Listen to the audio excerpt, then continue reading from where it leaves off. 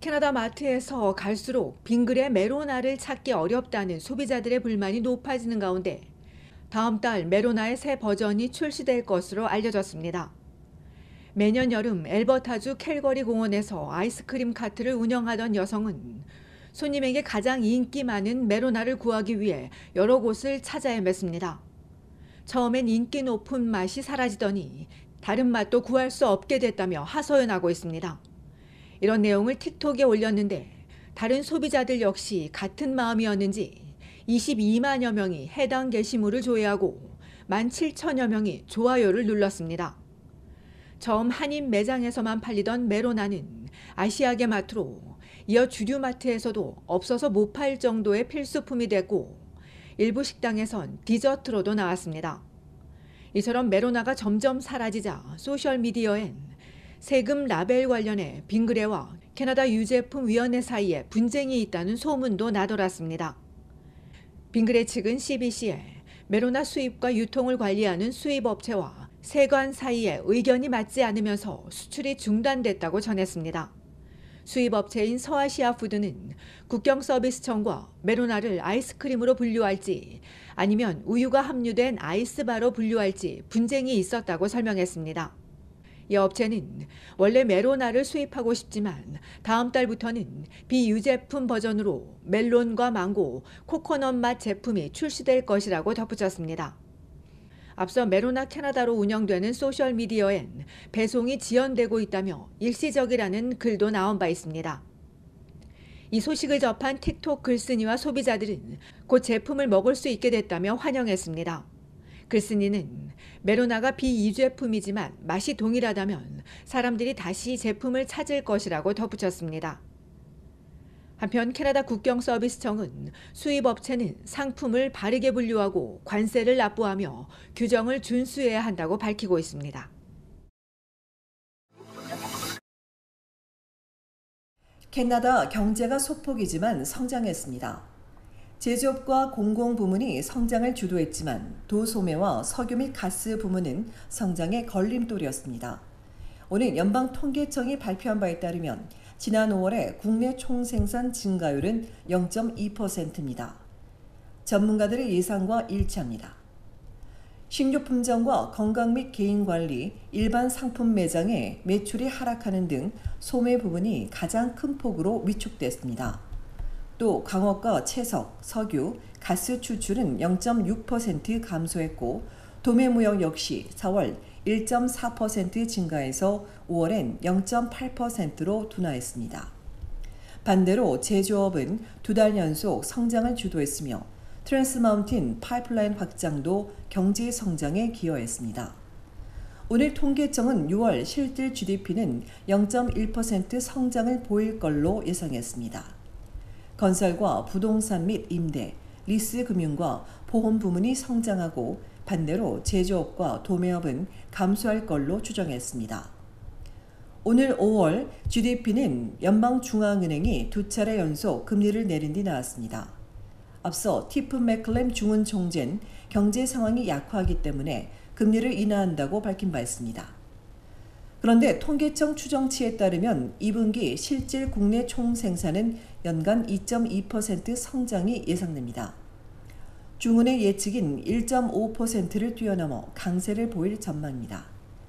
이에 전문가들은 인구 증가를 고려할 때 경제 성장은 여전히 미미한 수준이라며 이 지표가 중은의 금리 인하 정책을 방해하진 않을 것이라고 예측했습니다.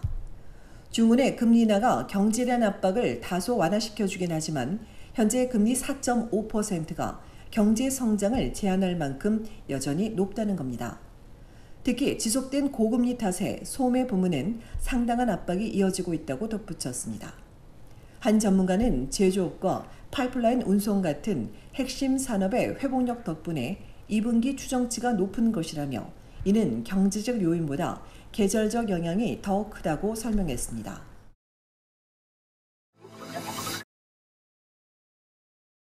아름다운 자연과 살기 좋은 곳으로 유명한 캐나다지만 다른 나라와 마찬가지로 범죄가 증가하면서 더 이상 안전하지 않다는 우려가 나오고 있습니다.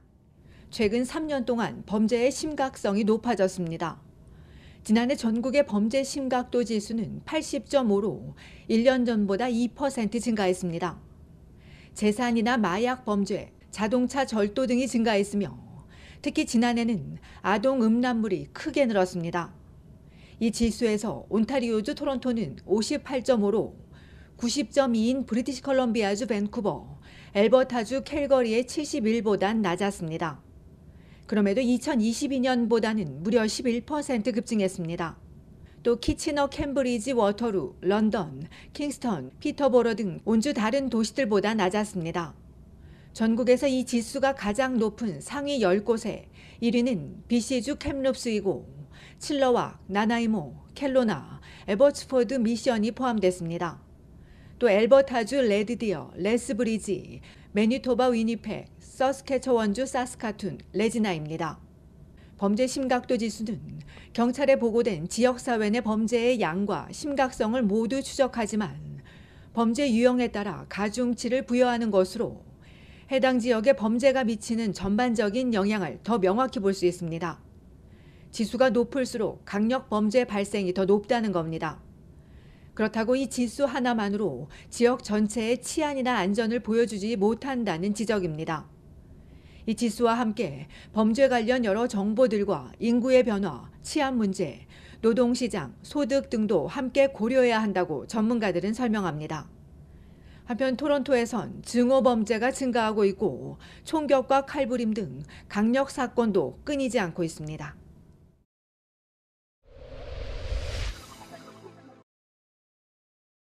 식물성 우유를 먹고 온타리오주에서 2명이 사망한 가운데 최근 6명의 추가 감염자가 확인되면서 지금까지 감염자 수는 총 18명으로 늘었습니다. 온타리오주에서만 2명 더 늘어 12명이고 퀘벡은 3명 증가한 4명, 그리고 노바스코시아주는 이전 1명 그대로이며 엘버타주에서 새로 1명이 나오면서 전국 4개 주에서 리스테리아 감염자가 확인됐습니다. 당국 발표에 따르면 감염자들 대다수는 50세 이상의 여성들로 89세까지인데 감염자 연령이 이전 37세에서 7세로 낮아져 추가 환자 중 어린이도 감염된 것으로 알려졌습니다. 이달 초 연방식품안전청이 10월 4일까지 유효기간이고 아몬드와 코코넛, 오트가 들어간 실크 브랜드와 그레이프 밸류 브랜드 식물성 우유를 리콜했으나 감염된 우유를 먹고 증상이 나타나기까지 최대 70일이 걸릴 수 있어 앞으로도 감염자는 더 늘어날 수 있습니다. 한편 온주 사망자 2명에 대해 자세한 내용은 공개되지 않고 있습니다.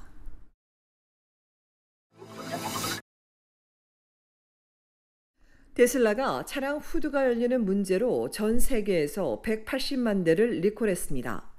2021에서 24년형 모델 3와 모델 S, 모델 X, 그리고 2020에서 24년형 모델 Y 차량으로 테슬라는 이들 차량의 소프트웨어가 차량 후드가 열린 상태를 감지하지 못하는 문제를 확인했다며 레츠가 풀린 후드는 완전히 열릴 수 있어 운전자의 시야를 막고 충돌 위험을 높일 수 있다고 전했습니다.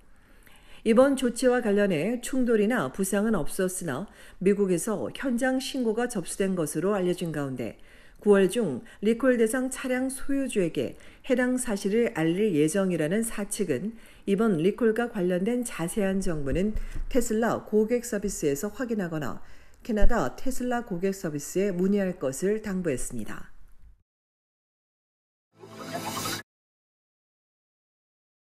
온타리오주 정부가 가을 독감 시즌을 앞두고 급성 호흡기 감염증의 하나인 RSV 무료 접종 대상을 확대하기로 했습니다.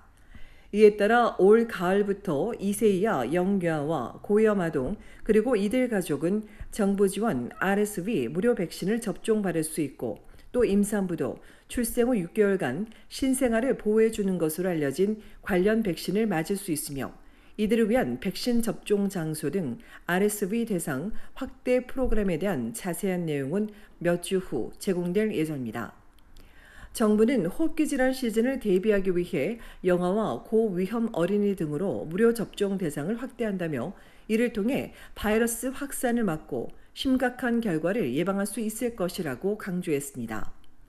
한편 급성 호흡기 감염증은 전염성이 매우 강해 영유아와 어린이, 노인에게 많이 발생하고 특히 중증으로 이어질 위험이 매우 높습니다.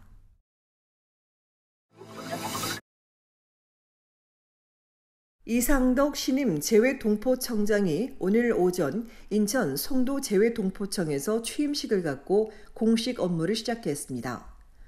윤석열 정부에서 출범한 재외동포청의 제2대 청장을 맡게 된 이 청장은 주 인도네시아 대사와 주 싱가포르 대사, 외교부 동북아시아 국장 등 다양한 보직을 거친 외교관 출신입니다.